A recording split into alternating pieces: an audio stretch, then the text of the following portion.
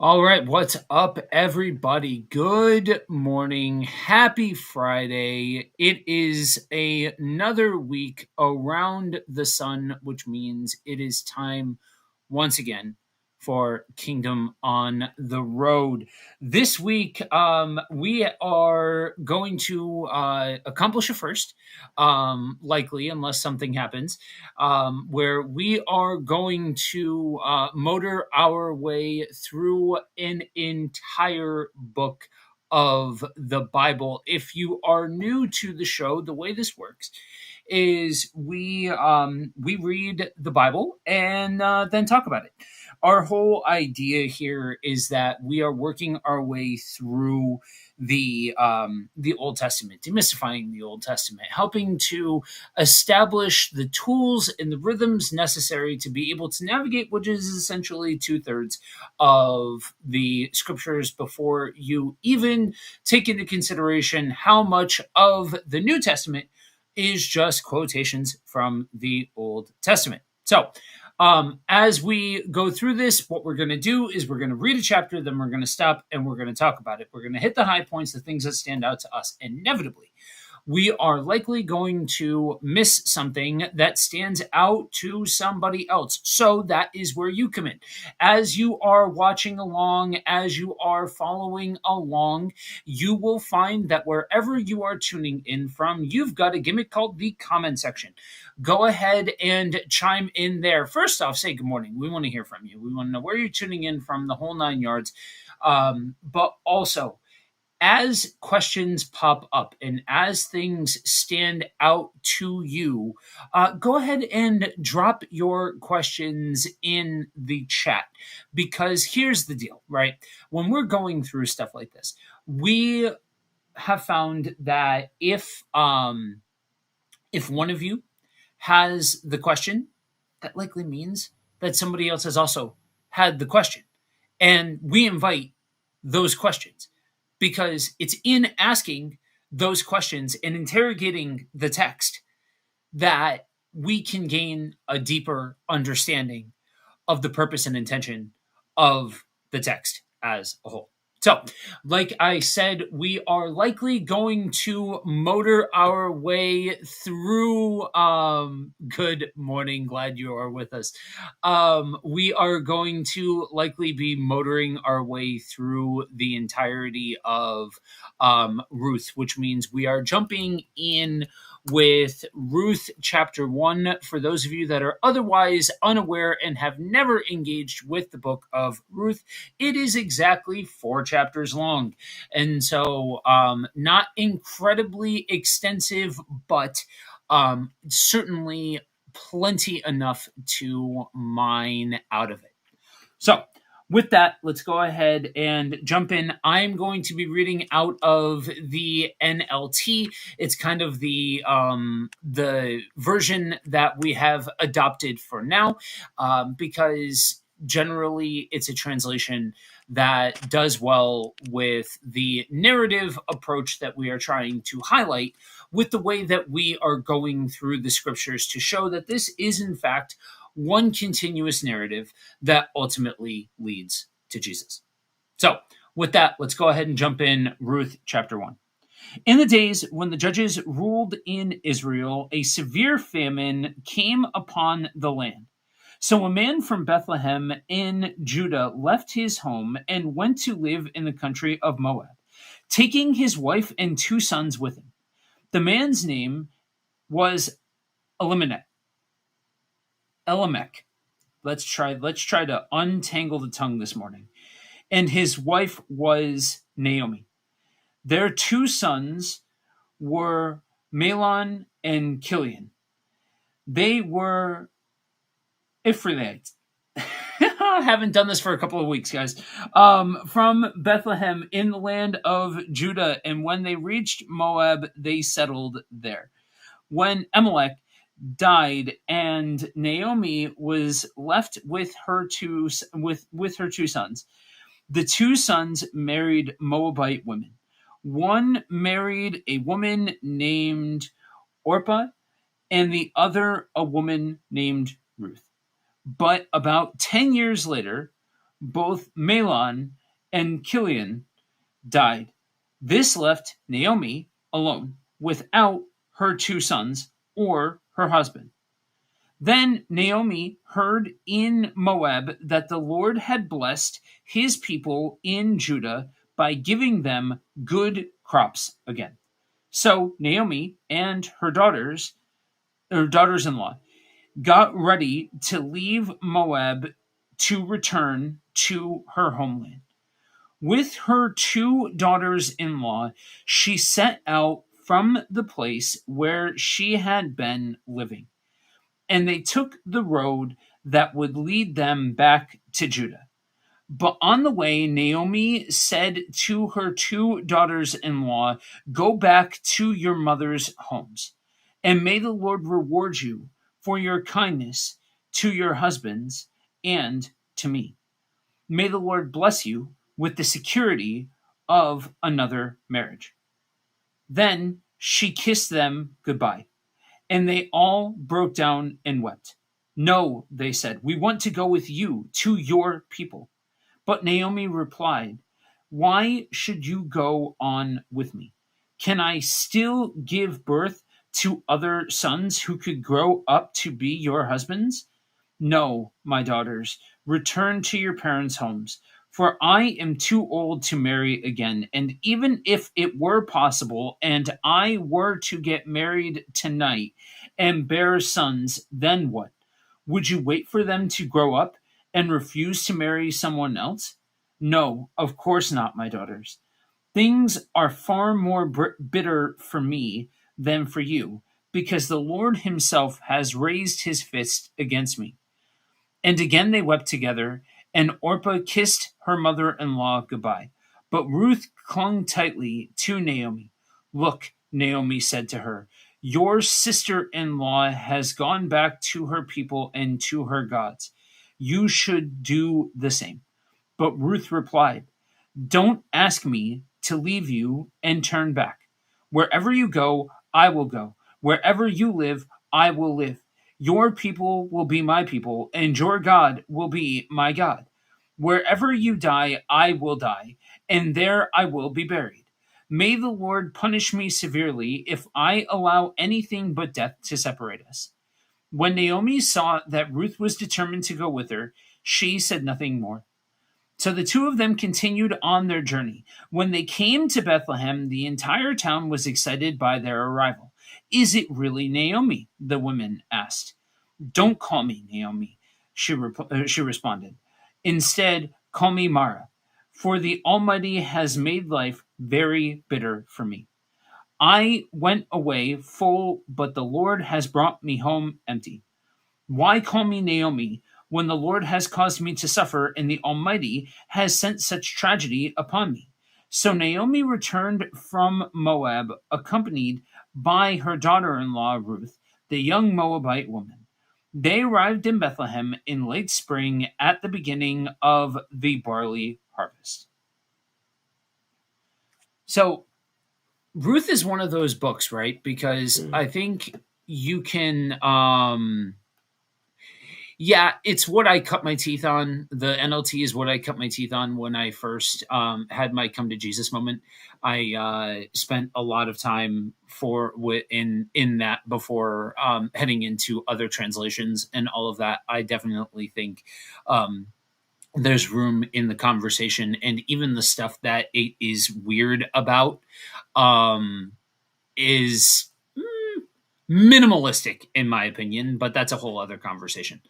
So Ruth is one of those books that gets talked about a lot.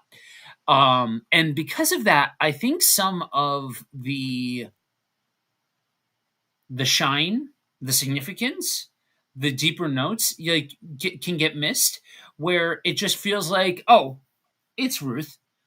That's been talked about at every women's conference known to humanity and mankind. Right. So we don't necessarily need to spend time, but there's interesting things when you understand, like when you nestle this in the context of the ancient world. It's interesting, and when you see what exactly like where exactly these folks are from and what exactly they're doing. I think it's an interesting insight into God breaking what humans can sometimes establish as what should be the paradigm for who and how he operates. Yeah, and I think I think you're right. As we're reading through, Ruth, one of the things that you want to stop and think about, and we've said this over and over again, that w- you need to keep it in its context, and understand, what is the purpose of Ruth? Is the purpose of Ruth to teach us, how to be romantic, how to find our Boaz, which we'll talk about later? Is the purpose of Ruth, to even, describe the marriage vows? Because I've heard, Right. people use the book of Ruth, for marriage vows. Or is the purpose of Ruth to establish, as you said at the top, a connection in this story of the whole story of the coming of Jesus? This is a very interesting track or piece or puzzle piece in the coming of Jesus, that this is a part of telling that story, because that's the story that is much bigger than this. There's some things that you can hone in on when you look at Ruth. Um, One of the things that jumped out at me is kind of the tradition, like, hey, I don't have any more sons for you. Don't follow me. That was interesting. Like, wow, okay. So don't follow me because I don't have any more sons to give you, which again, culturally in this context, that makes sense. For us, it's like, Yeah. whoa, that's some weird stuff, right? But for this context, that makes sense. That they would be following her to see if there's other sons but she says, I don't have any more sons to give you. And to see that, Ruth, her love for Naomi causes her to continue to follow her mother-in-law and say, you know what, I just, I care for you. I've grown to love you. Mhm. I'm connected to you. That's what this is about. And that's why I want to follow you. I want to go where you're going. And a lot of times we take that 16 and 17 and we hear, oh, this is marriage vows, but this it's not marriage vows. These are vows from one young woman to her mother-in-law, saying, hey, you've made such an impact on my life that I want to go where you're going. The other thing that jumped out at me is when Naomi changes her name. She says, don't call me Naomi, call me Mara. And Mara Yeah. literally in the Hebrew means bitter. And she says, for the Almighty has dealt bitterly with me. And now I want to pause here. She says that the Almighty dealt bitterly with her. One of the things that we have to slow down is ask, is this her perspective or is this the case? Because this Yeah. is a person giving their perspective on their life and what's going on here, right?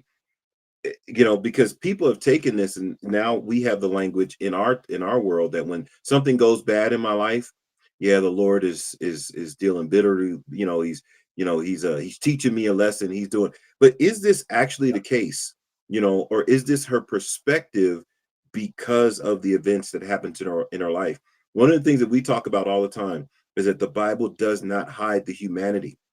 That this is actually her words. Nowhere does the Bible support, yes, God did this to her, but this is her perspective.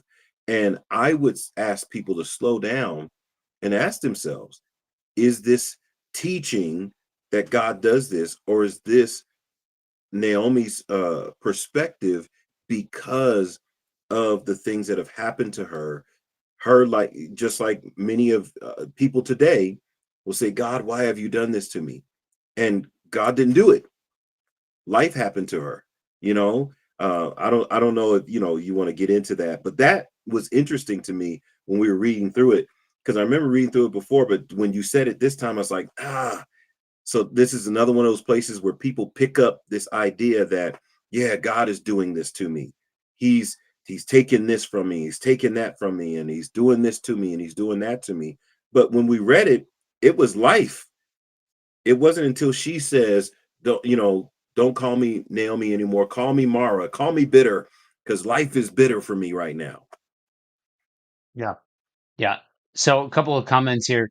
It almost feels like Ruth is a bigger book than 4 chapters. It does. It does. Because It when you does. look at the ripple effects going forward, and you look at the you actually interrogate the people that are involved and the humanity that's involved, there's a lot. There's a whole lot that is condensed into these 4 chapters.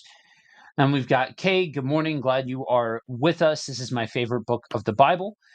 Man. Um, and then Andrew, it's one of those stories that packs a lot into a short narrative. Same with Esther. Actually, a lot of women's stories are like that. Yeah, that's part of the reason why I made the tongue in cheek joke about how this has been talked about at every single women's conference known to mankind, because it has a way of getting distilled down into bullet points, but in all actuality, there is so much jam packed into the story. Um, yeah, so I want to say that the last time that we discussed um, the whole idea of folks naming themselves or naming children, or the naming convention of call them this or call me this because of this, Mhm. was in Genesis, when we had the whole family drama of the patriarchs unfolding. And one of the big things that we talked about there was we have to be careful with not going too far down the rabbit hole of thus saith the Lord when talking about these different naming conventions. And I think it becomes easy to say, oh, hey, it's in the Bible. Right. A human is saying this of God, and it's in the Bible. And thus that must mean it is true of God.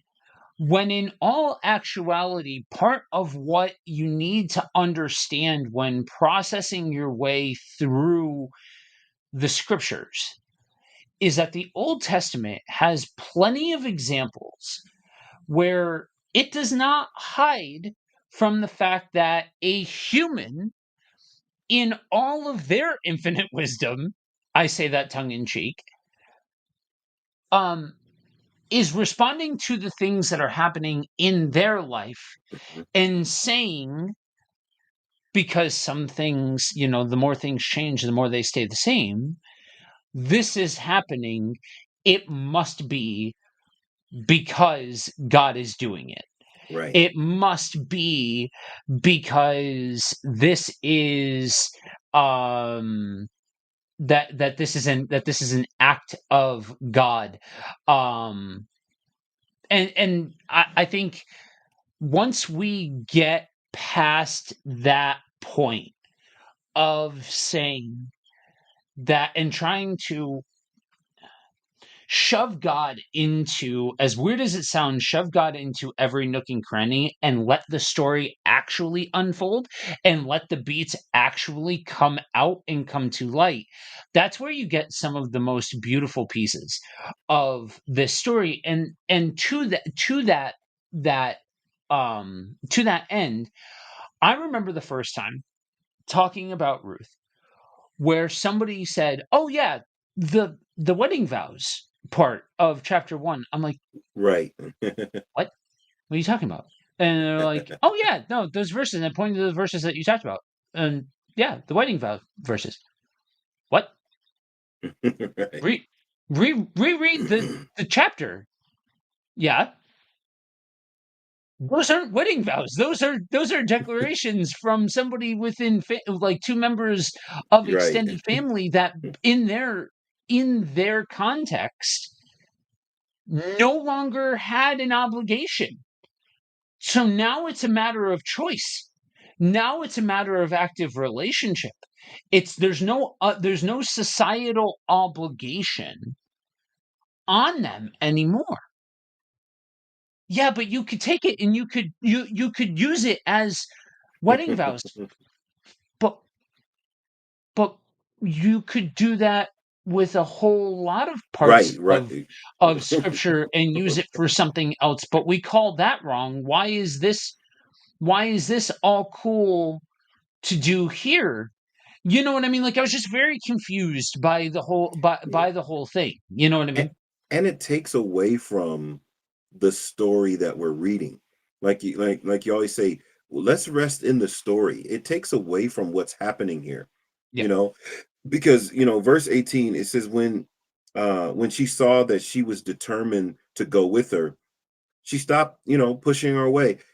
This is showing Ruth, loving on Naomi and saying, you know what, man, this relationship is worth keeping. This relationship, even though you have nothing to give me, right? I'm still going to follow you. You have nothing, because she said, I don't have any sons to give you. I don't have any. Why do you want to follow me? Well, because I care about you, so I'm going to follow you. And it just shows, this determination of Ruth and the type of person that Ruth is. If we focused in on the type of sorry, that Ruth is, and we would get a whole lot more out of this, because we would just see how powerful her bond is with Naomi, even when Naomi is looking like, I can't do this. I don't want to do this. Ruth says, don't worry about it, I got you, I'm going with you. Me and you, we're rocking till the wheels fall off. And Naomi feels so horrible about her life, you know, and all these things you can relate to if you look at it from the perspective of who they are and say, you know what, there's a lot here that I can relate to. You know, if anybody's ever been through a series of very tragic or troubling, trying events, you may feel like, God, why are you doing this to me? You may have said those words. I don't know. You may have said those exact words, like, okay, you know, God must hate me because of what's happening in my life. It shows that humanity piece, that these are real people having real feelings that you can associate with. Like, wow, okay, this is in the Bible. I thought the Bible would hide that. you know, that God only Yeah. blesses people. God only, this, that, and the other. People never feel like this about God. Well, Naomi's right here in scripture. She feels that way. Does it mean that God is actually doing this to her? I would argue not necessarily. That it doesn't actually mean that God is doing this, but that's how she feels. And that means she's a real person with real feelings. Yeah. Yeah. And that's why I bring up the comparison with the Genesis account, because we would see naming conventions of name them this because of XYZ, Right. not because God did it. It's stated from the point of view of the individual that's saying it, as if God is doing it, because in their mind, this can be and should be attributed to God. However, humans having misconceptions about what God is and is not doing is not in any way, shape, or form a modern concept. I'm just Right. saying. Right. We have a couple of comments here. Nilesh, good morning. Glad you are with us. This is my favorite book of the Ramayana. Um, and then Ruth is a real one. Yeah, Ruth is yeah, real. and that's where I think it's interesting to me. Um, w- I don't know. Like I said, I think there's different principles when you stop trying to make this a love book and you stop trying to read Right. all of these different things into it, and you actually take, like, yeah, no, this is somebody, this is relational connection, and that in and of itself is something worth commenting on and having conversation about, and all of that. I also think, to Nalesh's point, I think it's interesting when you have the different books and stories that show up in different contexts, in different texts and things like that. To me, even though obviously there's going to be highs and lows and differences and this and that and the whole nine yards when you unpack all of the intricacies and all of that sort of stuff. Um, One of the things in my study of the ancient Near East, in really digging into the context and placement and scholarship of the Old Testament, that makes it so profound is the fact that there are stories and people and concepts and situations that show up in a variety of contexts. And I just think that's interesting. Um, All right. So with that, let's go ahead and jump into chapter 2 here and keep the story going. Now, there was a wealthy and influential man in Bethlehem named Boaz, who was a relative of Naomi's husband Elimelech. One day, Ruth the Moabite said to Naomi, "Let me go out into the harvest field and pick up the stalks of grain left behind by anyone who is kind enough to let me do it." Naomi replied, "All right, my daughter, go ahead." So Ruth went out to gather grain behind the harvesters. And as it happened, she found herself working in a field that belonged to Boaz, the relative of her father in law, Elimelech. While she was there, Boaz arrived from Bethlehem and greeted the harvesters. "The Lord be with you," he said. "The Lord bless you," the harvesters replied. Then Boaz asked the foreman, "Who is that young woman over there? Who does she belong to?" And the foreman replied, "She is the young woman from Moab who came back with Naomi. She asked she asked me this morning if she could gather grain behind the harvesters. She has been hard at work ever since, except for a few minutes rest in the shelter." Boaz went over and said to Ruth, "Listen, my daughter, stay right here with us when you gather grain. Don't go to any other fields. Stay right behind the young women working in my field. See which part of the field they are harvesting, and then follow them. I have warned the young men not to treat you roughly, and when you are thirsty, help yourself to the water they have drawn from the well." Ruth fell at his feet and thanked him warmly. "What have I done to deserve such kindness?" she asked. "I am only a foreigner." "Yes, I know," Boaz replied. "But I also know about everything you have done for your mother in law since the death of her husband. I have heard how you left your father and mother and your own land to live here among complete strangers.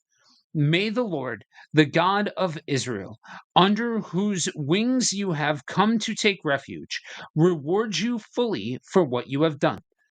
"I hope I continue to please you, sir," she replied. "You have comforted me by speaking so kindly to me, even though I am not one of your workers." At mealtime, Boaz called to her, "Come over here and help yourself to some food. You can dip your bread in the sour wine." So she sat with the harvesters, and Boaz gave her some roasted grain to eat. She ate all she wanted and still had some left over. When Ruth went back to work again, Boaz ordered his young men, "Let her gather grain right among the sheaves without stopping her, and pull out some heads of barley from the bundles and drop them on purpose for her. Let her pick them up, and don't give her a hard time." So Ruth gathered barley there all day, and when she beat out the grain that evening, it filled an entire basket. She carried it back into town and showed it to her mother in law, Ruth. Ruth also gave her the roasted grain that was left over from her meal. Where did you gather all this grain today? Naomi asked. Where did you work? May the Lord bless the one who helped you. So Ruth told her mother-in-law about the man in whose field she had worked. She said, "The man I worked with today is named Boaz. May the Lord bless him," Naomi told her daughter-in-law. "He is showing his kindness to us as well as to your dead husband. That man is one of our closest relatives, one of our family redeemers." Then Ruth said, What's more, Boaz even told me to come back and stay with his harvesters until the entire harvest is completed." "Good," Naomi exclaimed. "Do as he said, my daughter. Stay with his young women right through the whole harvest. You might be harassed in other fields, but you'll be safe with him." So Ruth worked alongside the women in Boaz's fields and gathered grain with them until the end of the barley harvest. Then she continued working with them through the wheat harvest in early summer. And all the while she lived with her mother in law.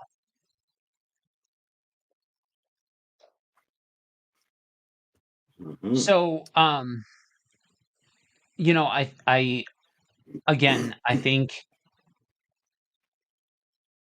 in order to really grasp this and really root yourself in what's happening here, you gotta not try to, I'm gonna say, and follow me here because the wording is gonna seem weird, anthropomorphize any of the people that are here. Now anybody who's a linguistics expert is gonna say, what do you mean, they're people? Right, right. But if we are saying you have to find your Boaz, let's Right. say Boaz here for a second, what we've done is we've turned Boaz into a concept. That concept has then become anthropomorphized in the person that you're looking at as if they are your Boaz. You get it? It's taking what is a concept, and mind you, I'm not saying none of this should make sense from an authenticity standpoint, because if you're doing this you're not actually being authentic Right. to the scriptures. That's why there's a little bit of gymnastics that need to take place, because gymnastics are taking place if this is what's Right. happening. And so you have these situations where you can look at Boaz and say you've got to find your Boaz. You can look at Ruth and say you've got to find your Ruth. You can look at these different people and say you've got to find this person, but you're taking a chronology of actual people, reducing them down into concepts, and then taking those concepts and trying to lay them on top of other people. And that's where I think we lose the rabbit on the intricacies that are actually taking place here. Because if you are paying attention and if you've been following along throughout the entire history thus far from Genesis forward, Mhm. there are a lot of concepts that are at play that really do matter, because the reality is a Moabite woman going into a foreign land at a time where the judges were taking place, to say that she could be harassed in another field is like saying it at the most polite that you can say it. And then you have Boaz acting appropriately as is the call to God's people to treat foreigners to the land in a certain way. And that's what we're seeing playing out here. So if we just make it about love, if we just make it about sexual attraction, if we just make it about all of these things, that's why we see, like, if we just make it about that, we miss those deeper cultural notes, and we just make it about, oh, so what you're saying here is Boaz had a thing for Ruth. Right, And so right. Boaz was trying to, do right by Ruth, sort of thing.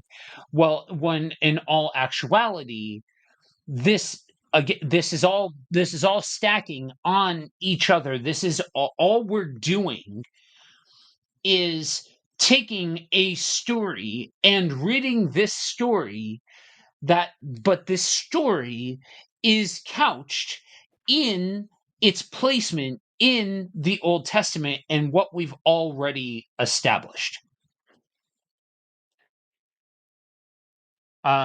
Okay, Andrew said before you jump into it, ultimately, this is why we see so many things with this book or Esther being misused or misunderstood, not resting in the story, taking away the human element of the narrative, just making it all one big allegory. Yes. I'm not sure I would say that this one is necessarily being made into an allegory in the same way that Esther. So for those of you that don't know, one of the seasons that we spent on Buddy Walk with Jesus is walking through the book of Esther and trying and dispelling some of the myths, and as I call, like, we're going to get to Esther here as well.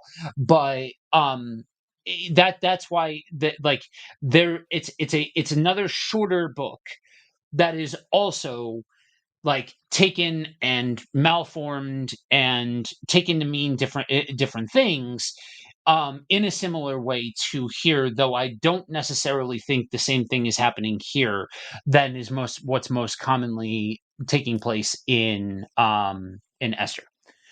um and then Geo says, I see, and thanks. All right, what do you got? Yeah, yeah. And I like what you said, because at the end of the day, you end up taking away from what we've already learned. And so it's Mhm. as immediately as I see, Esther, doing this thing where she's picking up behind them the stuff that drops behind, my mind goes back to what we've learned.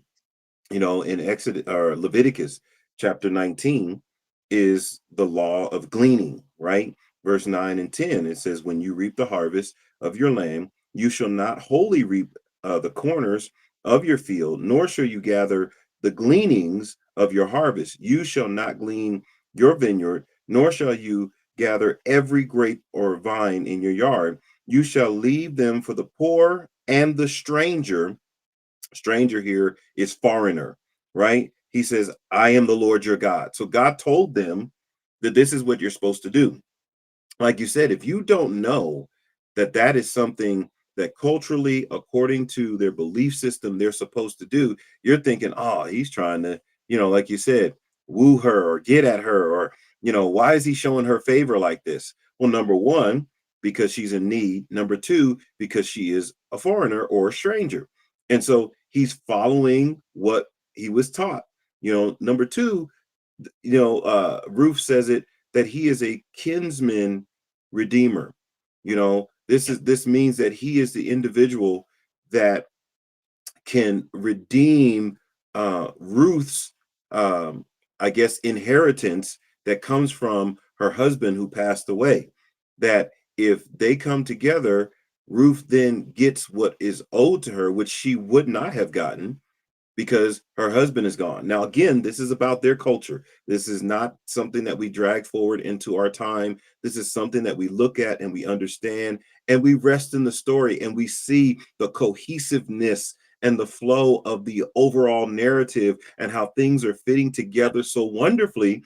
And we can be excited about that. Like, man, this is awesome that we're actually seeing what was taught in the Torah in the first 5 books of the Bible being lived out throughout these other books. They're actually doing these things, they're actually applying these things. And to me, that's exciting to just see it unfold in that way. And that's where you don't you miss all of that if it's all just one big relationship book, and you miss the fact that what came right before this book, Judges. Just Judges is outlining a time of incredible turmoil. And the fact that it is kind of a gamble as to whether or not you're going to find somebody that is going to be acting out of kindness or loyalty. And there's a lot of chaos in the land at this point in time.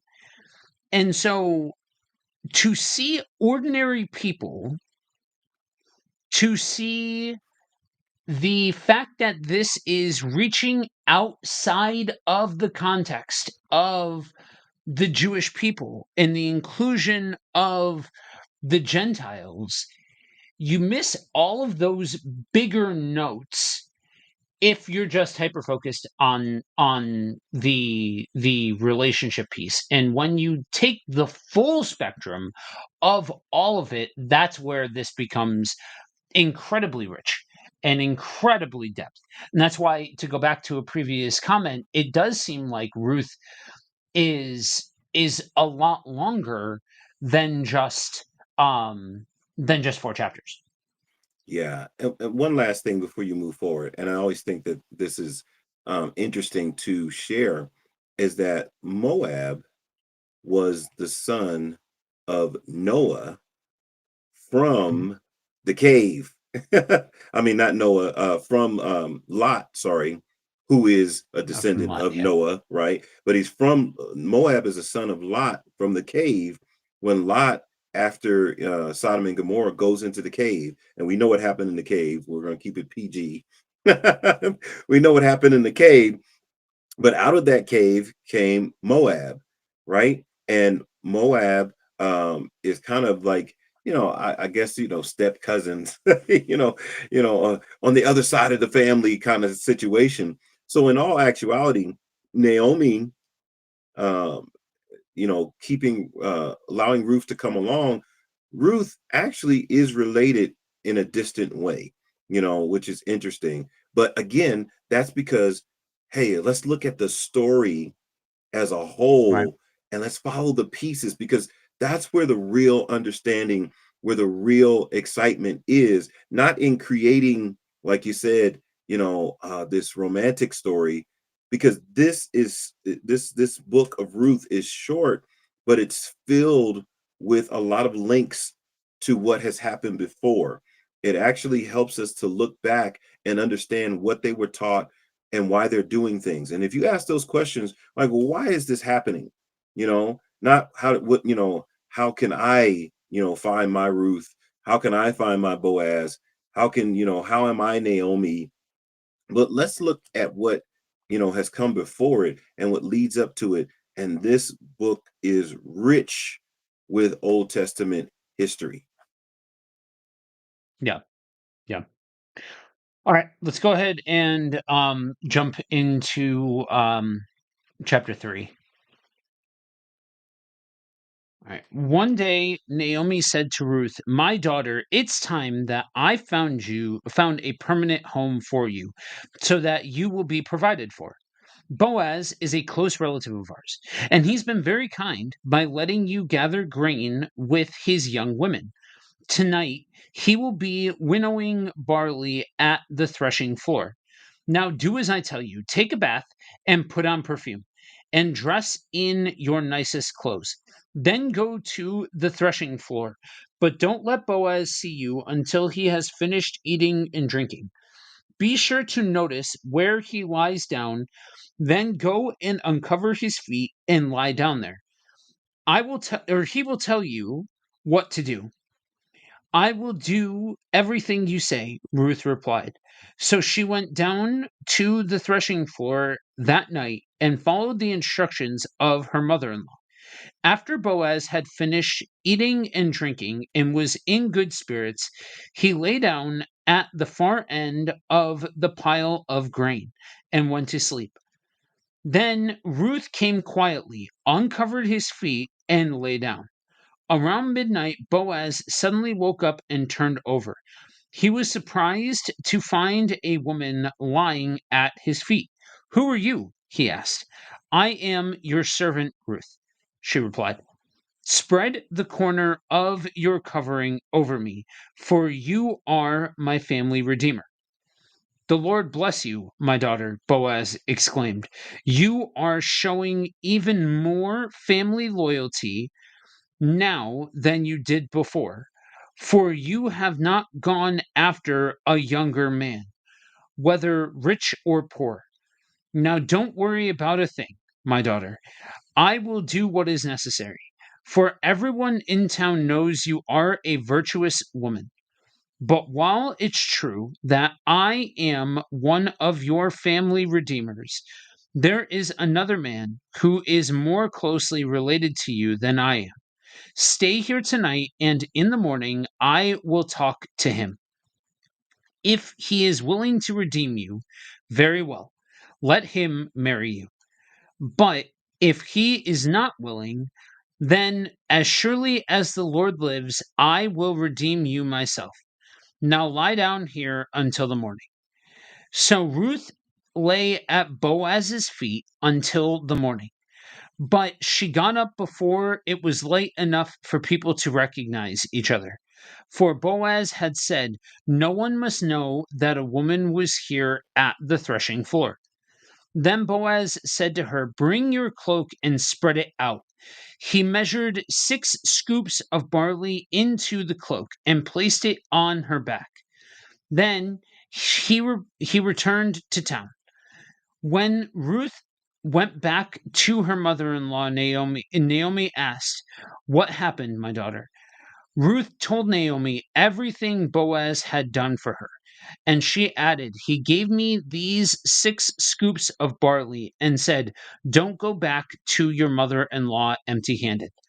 Then Naomi said to her, "Just be patient, my daughter, until we hear what happens.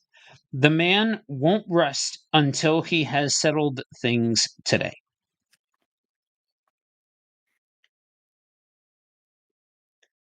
Um, so yeah, it's see the thing that I find fascinating about this whole thing is I guess if you squint and cock your head, you can get a romance story out of this, but none of this seems particularly romantic. I'm just No, saying, no, not none at of all. this seems particularly romantic. And it's one of those things that if you're looking for it, that's the thing about the scriptures, right? Whatever you the most dangerous thing about the scriptures is that whatever you're looking for, you could You'll probably find it. find it. Hmm. And that's why you see so many different interpretations. That's why so much is so wild out as far as different takes and different opinions and all of this sort of stuff. But ultimately, at the end of the day, everything that we are seeing reads more if you're not walking into it with the subtext of romanticism. It all seems more like relationship in like the familial sense and tradition in the sense of people acting in accordance to God's ways at a time where that's not necessarily a given. And then on top of it, you have the cultural significance of the fact that this is a patriarchal society. The fact that women depended on male relatives for security and status, and we have this significant highlight of 2 women in this story also matters. Also, like for as much as it matters that she is a Moabite in a foreign land, it also matters that this is highlighting 2 women at the time and place that they were in. Yeah, I the concept of, this kinsman redeemer, is spelled out in that chapter 3 fully. That Yeah, Boaz is taking responsibility, for uh, Ruth, and making sure that she has what she should have, because outside of that, like you said, in this patriarchal society, she really has nothing, and she could be taken advantage of. And like you said, it's not really about romance. I'm going to use some different words. It's about honor. It's about yep, respect. It's about nobility. It's about, like you said, righteousness, doing the right thing because it's the right thing. And you can sense it as you're reading it. Like you said, you read it without the romance. You actually sense, like, man, he's like, man, I will make sure that what is supposed to happen for you will happen for you. This is not yeah, about, him taking advantage of her, or, her seducing him. Everything there is, like you said, it's based upon tradition. It's based upon what was written and what was taught. And they're following these protocols, and I love what you said, in a time where there still are no kings in the land. It's still the wild, wild west. I mean, we ended the book of Judges with these famous words: in those days, there were no kings in Israel, so everyone did what was right in their own eyes. That's the way we end the book of Judges.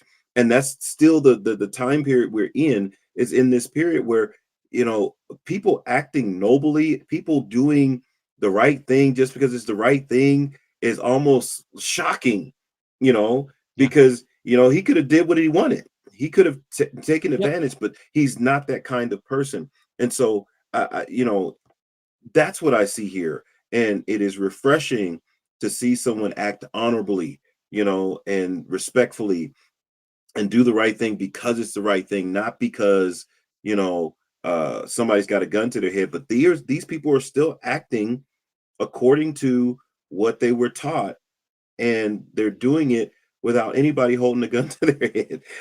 It's really amazing to see that after coming out of the book of yeah, Judges. yeah. Yeah. Geo says no law, no laws, no order, just people's point of view according to their hearts. Exactly. Yeah. Exactly. And so and the one thing that, like, yes, at a human trait level, yes and amen to everything that you said. From a societal level, the soup of the day there is family lineage, land, Mm, property, yes. different things like that. Yeah. That's a huge part of the um the family redeemer portion of it. When you have him coming in, essentially what's happening here is it is establishing that it's redeeming that a family lineage will not just be wiped out. Right. And it goes back to, again, we got to couch it in where it belongs. We got to make sure that we're not reading the pop Christianity stuff into it, Right. and actually read the context of what, like, the time and place and circumstance, because lineage and allocations of land and territory and all of this sort of stuff, the actual nuts and bolts of all of that, mattered. It was all very materialistic, it was all very exact, and there were things being put that were supposed to be in place. The idea being that, like, we're literally starting from scratch. We're coming out of Egypt here, and we've literally got a group of people that they don't have anything. And so God is helping them establish a way and law and order for creating a nation. And we are seeing that there are people that are trying to hold to these ways of life here and now, and these traditions here and now, at this point, a lot of years after the fact. Because remember, we were in Judges, and Judges, it was it was very sporadic as far as like this happened and then this amount of time took place and then this happened and then this amount of time took place. It wasn't like a this happened and this happened and this happened all within the span of like a year sort of thing. So we have some distance and a lot of chaos and a lot of turmoil. And so nobility and honor and doing the right thing as per the custom, as per the tradition, as per family, as per don't pull it towards a Right. guilt trip to modern day family issues. Don't Right. pull it forward into a guilt trip about doing right by people that all of this stuff that we can grab and we can sermonize and we can turn it into a prescription that says this is how you've got to be in today's world or anything like that. Get rid of all of that. That's all junk. That's all nonsense. Are there things that you can say that, hey, if all of the asterisks are met and you've got a good relationship with family and you care for your family, awesome, fantastic, great. Right. Yeah, that is Right. fantastic, Right. but it's still a different time and context. Even if all of that is true, even if the family portion of it's true, it's still a different time in context. And that and it may sound like we are being sticklers to this idea of different time, different place, and all of that. But you notice something. We are 3 chapters in, and we are getting comments that from folks that, oh hey, I didn't see it that way, or oh hey, like Kay says, this is eye opening. And you notice what we didn't do. We didn't make this a love story even once. Nope. We are making this about the tradition and context that it's in. How do you get there? You get there by couching it in its time and place in context. And that's what matters. Amen. So, all right, let's go ahead and round it out and read chapter 4. Okay. Boaz went to the town gate and took a seat there. Just then, the family redeemer he had mentioned came out. So Boaz called out to him, "Come over here and sit down, friend. I want to talk to you." So they sat down together. Then Boaz called 10 leaders from the town and asked them to sit as witnesses. And Boaz said to the family redeemer, "You know Naomi, who came back from Moab. She is selling the land that belonged to our relative Amalek. I thought I should speak to you about it so that you can redeem it if you wish. If you want the land, then buy it here in the presence of these witnesses. But if you don't want it, let me know right away because I am next in line to redeem it after you." The man replied, "All right, I'll redeem it."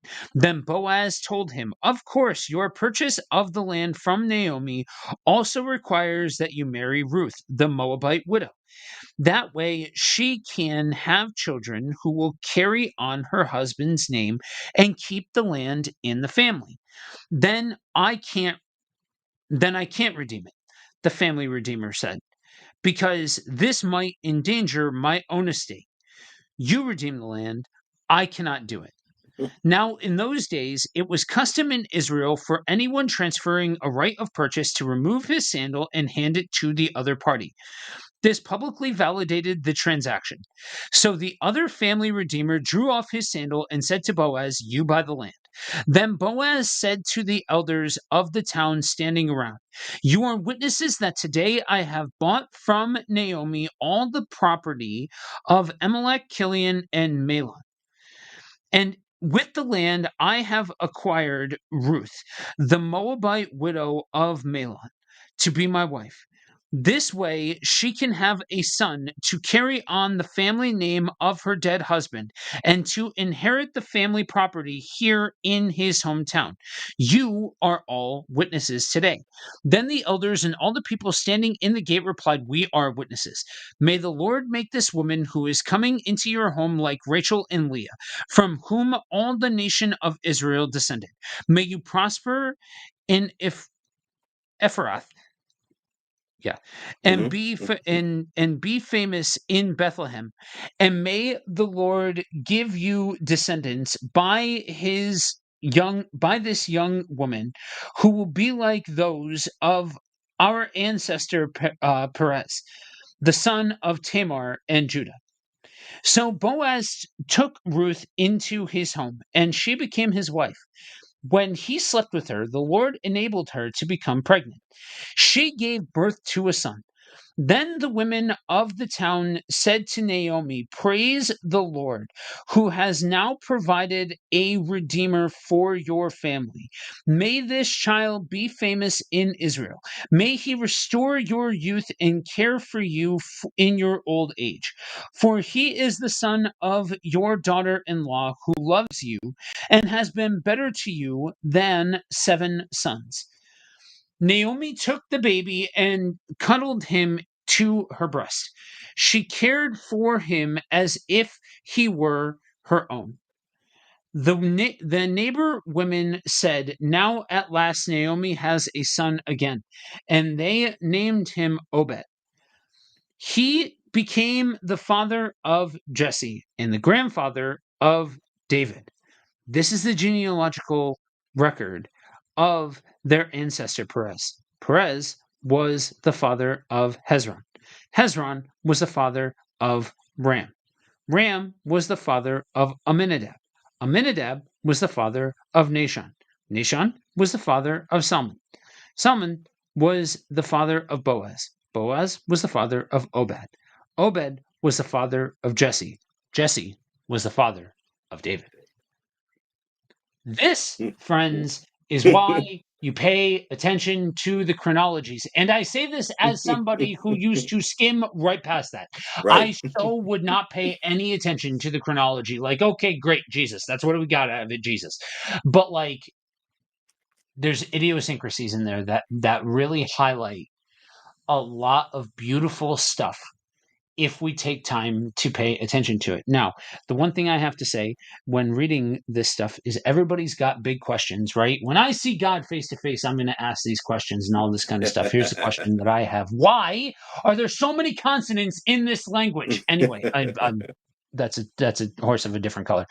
Um, so couple of comments here. Ruth and Esther have been over romanticized for single women. Yes. Yes. They really, really have. And that's been, I don't know, Keisha, if you heard the comment that I made earlier.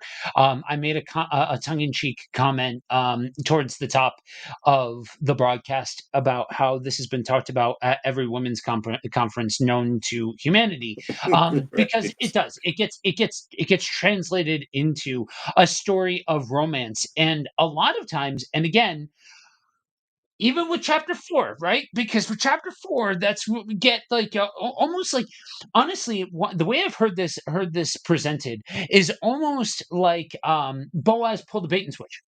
Like, Right. oh hey, I'll give you the carrot. Like, the carrot is the land. You can have Right. the land. Oh, but the fine print, yeah, that's Ruth. And just kind of sneak, yeah, knowing, almost as if like you're putting words in his mouth, like he knew that would be the deal breaker, and that was an act of romanticism. Read it again, Right. Read it again. there's Read it like, again. if you read that as a romantic story, then friend, I really think we need to have a conversation about what you deem as romantic. Like, that's nigh horrifying if you think that that's a romantic story. That's all I'm going to say about that. And then Keisha followed up with, "It really mucks up the context of what God was doing." Yes, Yes. exactly. And that's the bombshell that gets, if you don't know if and I hate some people cannot stand when I make these kind of analogies, but I'm gonna make this analogy, right? Like you're watching a TV show and you got to the end of the episode, right? 5 minutes left. You think that the story's all wrapped up, right? But there's still 5 minutes of runtime left on this episode. Oh, what's Right. gonna happen? What's gonna And happen? you get this bombshell come out of nowhere. That's what we get at the end here. Because we're getting this story, you're tracking with this story, and next thing you know, if you don't know the story, if you don't know the larger context that the book of Ruth sits in,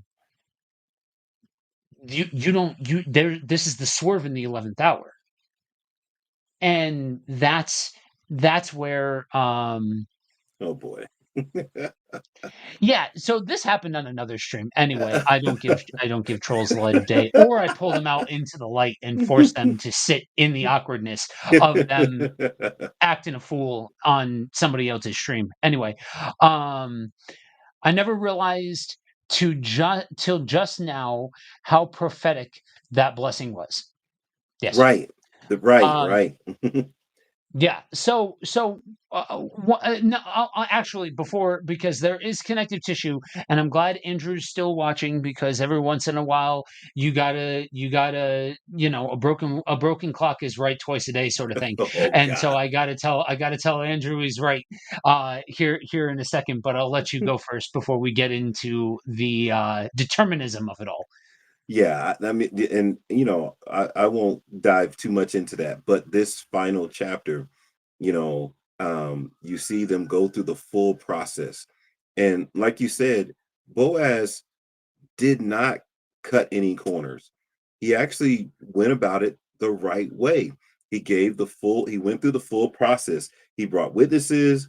He talked to the person openly. He didn't pull him aside and say, "Hey, man, this, and this," and do no side deal. He did it openly in front of everybody. He gave the relative an opportunity to say yes or no, and the relative's reason was very legitimate, and like, hey, this would risk my own inheritance, so I can't do it.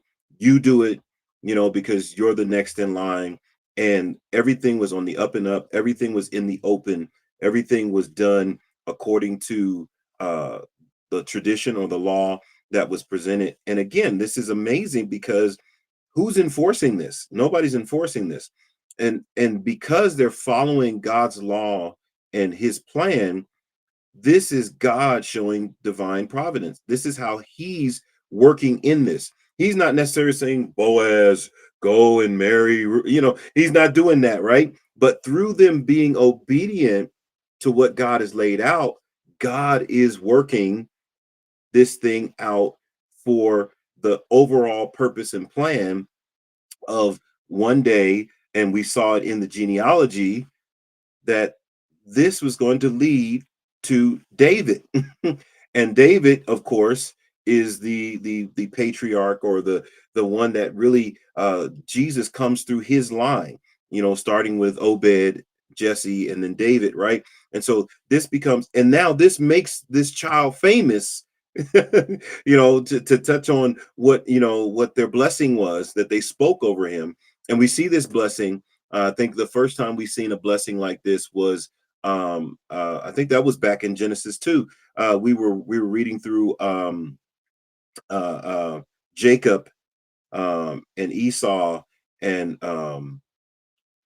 the blessing that was given to both of them, and that blessing became like a prophetic announcement over their life. A future announcement over their life is probably a better way of saying it, because people can use that term prophetic and get weird with it, but it is announcing of something. It's foreshadowing of something to come. And we see that here, that he does become famous. He does become just like their ancestors. He becomes a very important part of what is going to happen, and a foreshadow, or a beginning point to the redemption of Israel. So this is a powerful ending to this book, and I think that's why we don't want to focus on trying to make it a romance story, because then we miss the redemption. We miss them following God's ways, and things coming out in a way that they could not have known that it was going to come out that way, except for they followed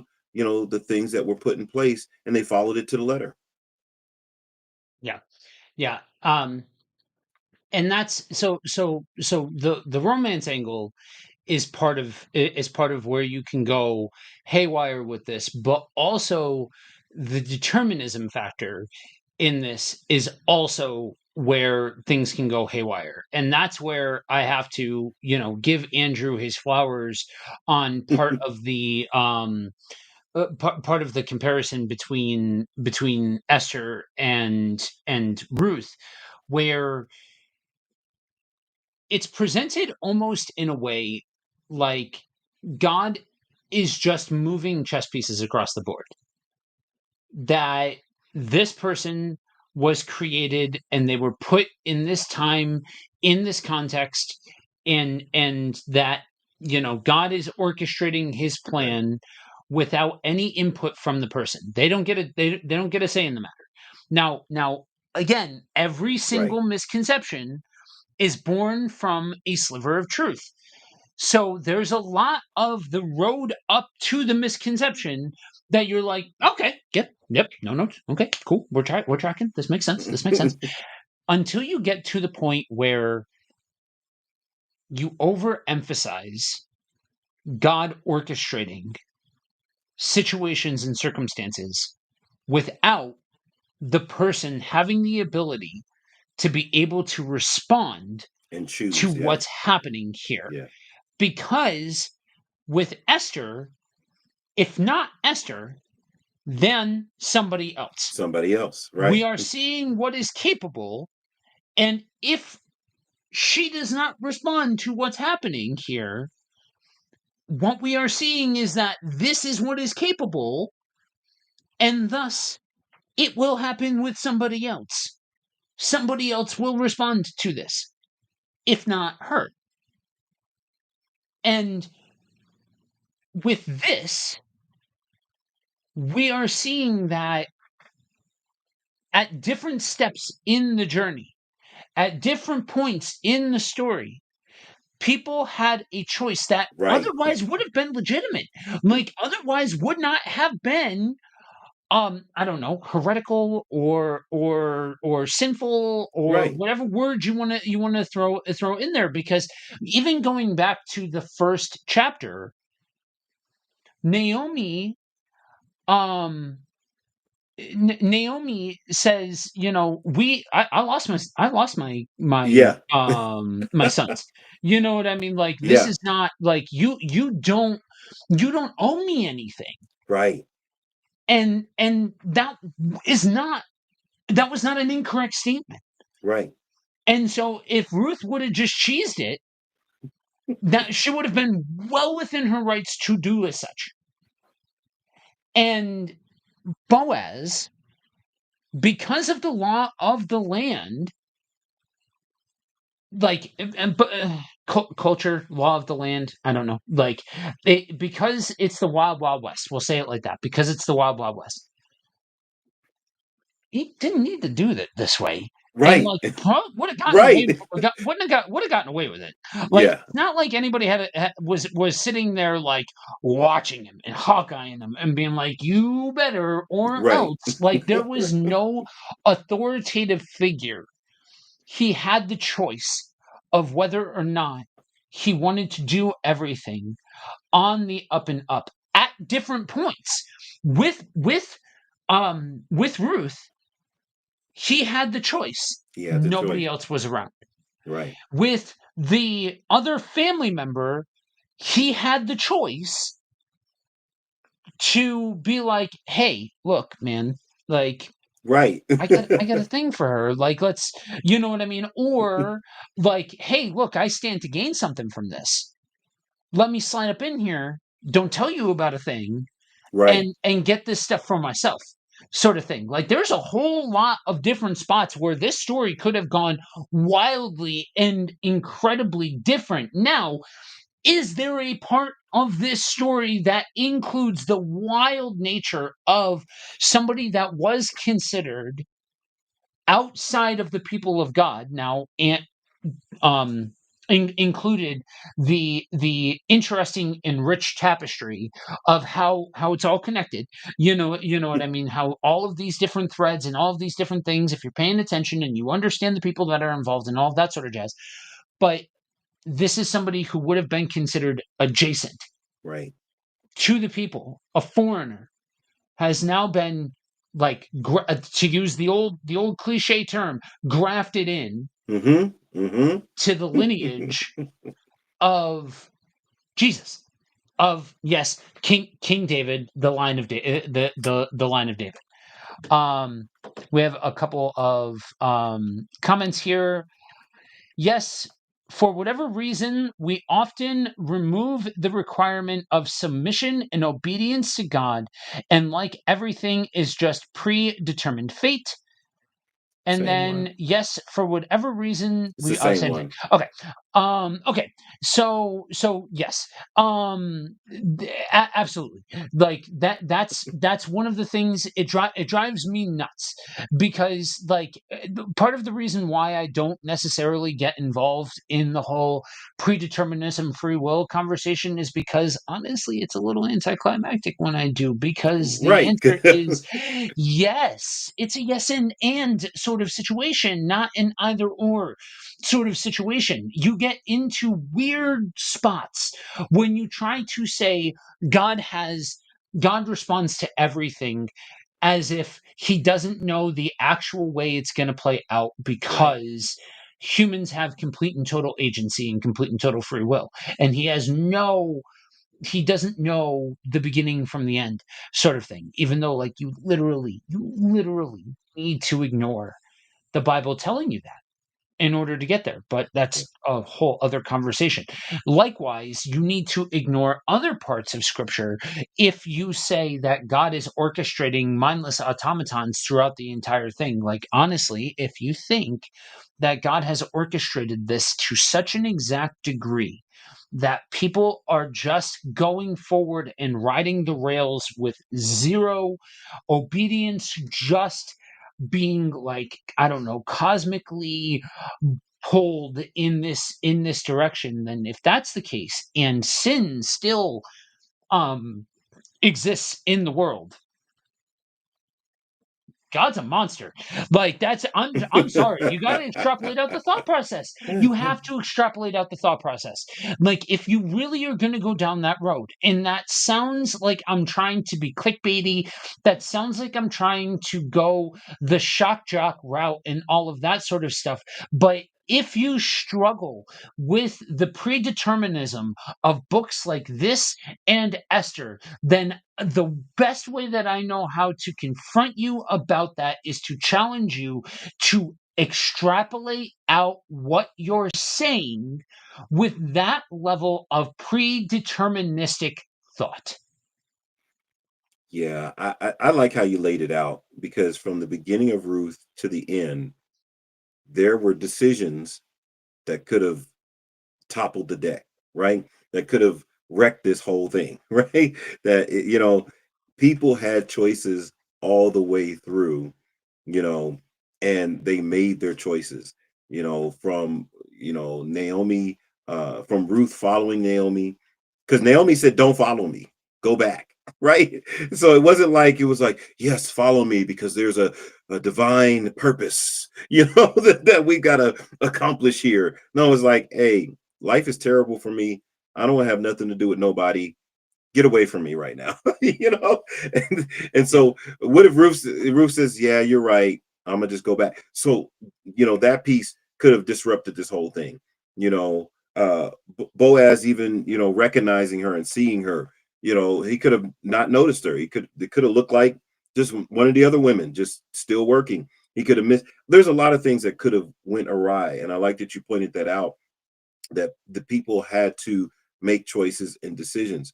The other piece, I think jumps out at me is, the fact that, man, at the end of the day, this book, as short as it is, had to be, um, written, because it's a huge chain link in the big story.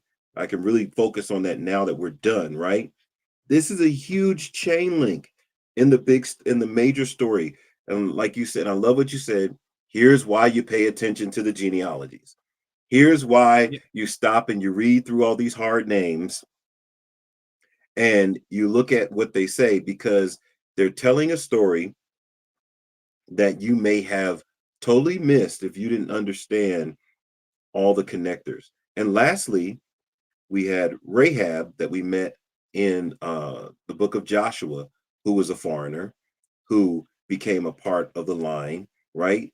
Then we have uh, Ruth here in this book, who was a foreigner, Yeah. or what we would consider a Gentile, who is Yeah. connected here, which again is foreshadowing something bigger, right? This Yeah. is foreshadowing something bigger, that it wasn't going to just be Israel, that it was going to be for all people, because that's what was promised to Abraham back in Genesis when we read it in way back in chapter 12, that his seed is going to be a blessing to all nations, all people. And so there's so much coming together in the book of Ruth, that if you, like you said, if, and I hate to beat a dead horse, if you just focus on a romantic story, you're missing all of the nuance. You're missing all of the connectors. You're missing all of the culmination of a lot of things that had come before that are being flushed out and leading to what we're going to cover in the books of Samuel. So this is all so very important that we understand the book of Ruth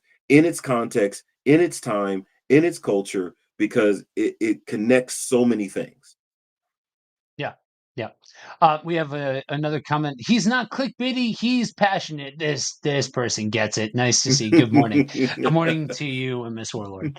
Um, so yeah, the and catch us here, right? Because you don't, again, if you've been clouded, and I'll just leave it at, if you've been clouded, you're not going to pick this up. But if you are somebody, and I know that there's at least one spot where we stream where generally the audience tends to be more justice oriented, more sociology oriented, and things like that. So if that's a spot where you hang out and that really resonates with you and all of that, then Ruth should be home base, one of the home base Old Testament books for you, because so many different plot threads are coming together, so many different concepts are coming together, where this is an early type and shadow of to the Jew first and then the rest of the world, Hmm. where God is working outside of a distinct people group and bringing somebody else in as it was told he would do. Somebody who is considered a foreigner to the geographic location in which they were at.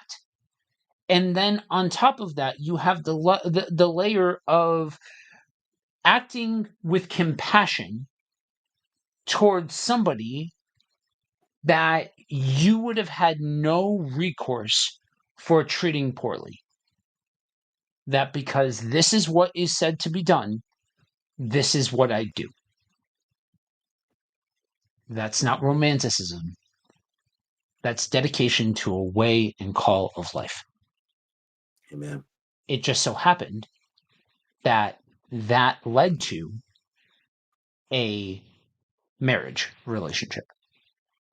But at this time, at this place, I'm not gonna go overboard and speaking to the point of like, oh, there was never any romanticism ever to be had with among husbands and wives and partners and all this sort. No, Right. I don't know. I wasn't there. You know what I mean? So I'm not gonna overplay my hand here. But at the same token, marriages were different then than they are now. They meant something different than they do now. Yeah. And so trying to think about the marriage relationship and having a kid and all of that sort of stuff, trying to think of that in a context like you would think about it now, it divorces the story from its context.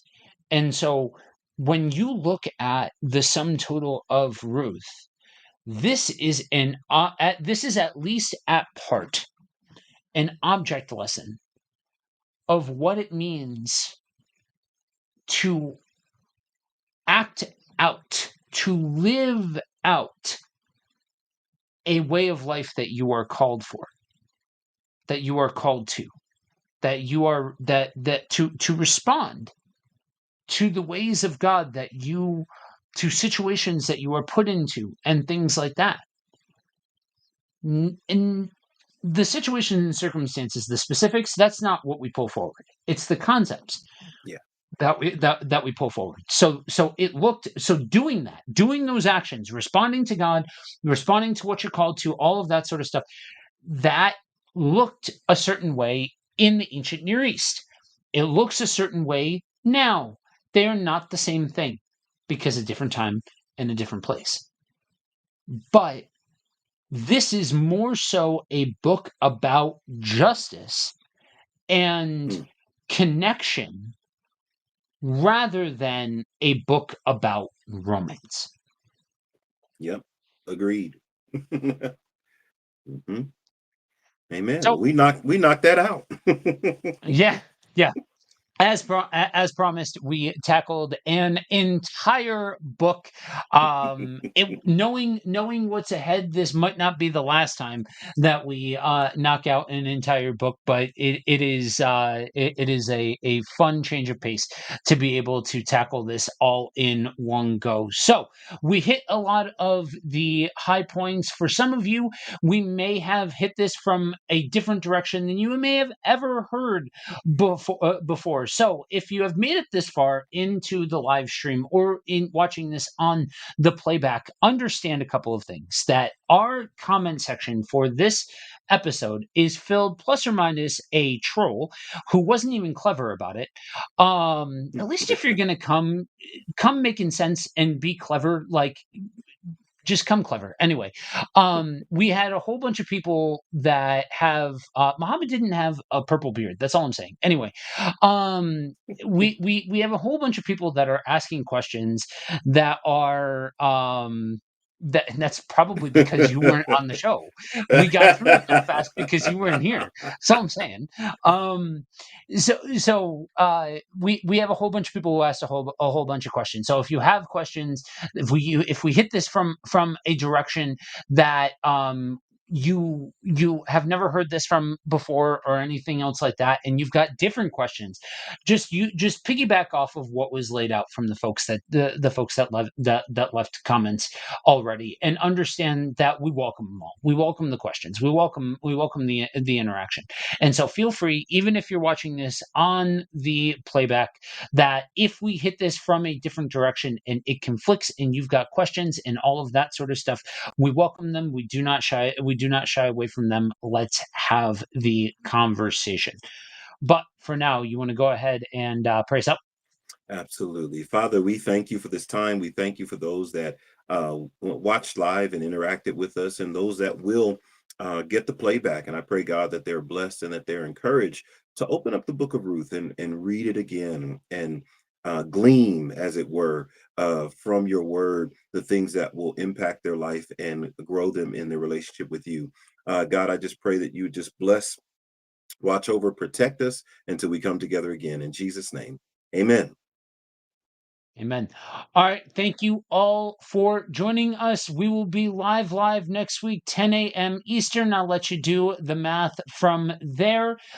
You can also find the rest of our weekly programming live throughout the week on a variety of different days. Go to kfmbroadcasting.com for full details. You can also go to kfmbroadcasting.com/prayer. There's a short form that you can fill out. Drop details of the prayer request in there, and it's going to go to our team. And we will be praying for you there as well. we've got MS Warlord. Have a safe and successful day ahead. Thanks for chilling and sharing. Thank you for joining us. And to all of you, remember two very important things: that you are prayed for and you are loved.